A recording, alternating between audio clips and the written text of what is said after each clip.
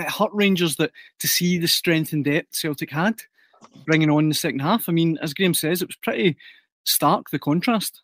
Well, you look at that final kind of 10 minutes. I think at that point, I mean, Joe Hart still hadn't a save to make by that point. I know he'd hit the post at 1-0, but he hadn't really a save to make by that stage. And they looked like a kind of beaten team. And I think at that point, you get Haksabanovic causing major problems. Bada causing problems, O'Reilly.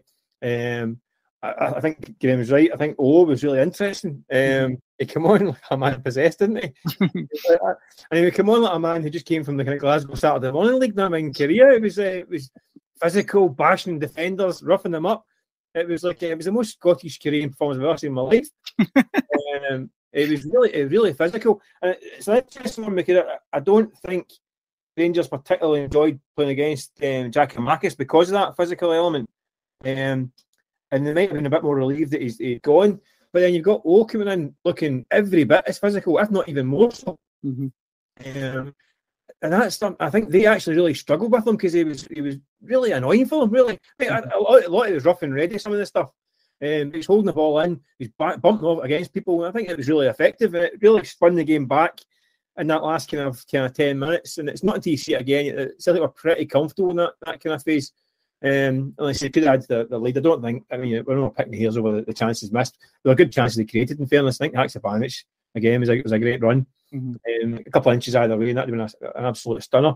But no, it's sometimes you get these wins that feel a bit like statement wins, don't they? I mean, there's a lot of talk. It's happened before through the years. I can remember a lot of talk. I think it was back in the day when it was Graeme Murty in charge of Rangers and all that stuff. And they got to an old fun game and Celtic won with 10 men at Ibrox, and that felt like a bit of a statement. There was a couple of years again, it was like tears in the dressing room about drawing the cup. And a few weeks later, it was a heavy win for Celtic. I just sometimes think these are kind of statement wins that propel Celtic in terms of forcing home their dominance, but also kind of sets back their rivals as well, because it means they need to reassess where they are and where they need to be to try and kind of narrow the gap. Because at the moment, there's a gap. Aye, absolutely. And I love the fact that Ange likes to, have two strikers that are almost polar opposites, Graeme. I mean, he's not the biggest guy in the world, but as Mick says, he come on, ready for a fight at the weekend. And whereas Kyogo, doesn't like all that, he ghosts in, and it's almost like you forget about him, and then he scores a hat-trick. I love the contrast between the two.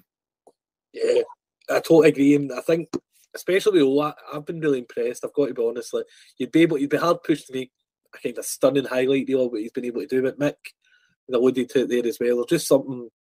He's got a real spikiness to him, and the way he gets in and about. And I know Giakoumakis brought that as well. It's a great point. Giakoumakis, this one of the kind of great Twitter myths was Kyogo's goal record against Rangers. If you actually go through, he hardly played the way it worked out, and missed a couple of games with injuries. He's barely fit for the semi-final. But Giakoumakis did bring a presence, a different element to games against playing against Rangers. I think all bring that as well. And you've touched on it here as well. That's perfect. That they're different type of strikers.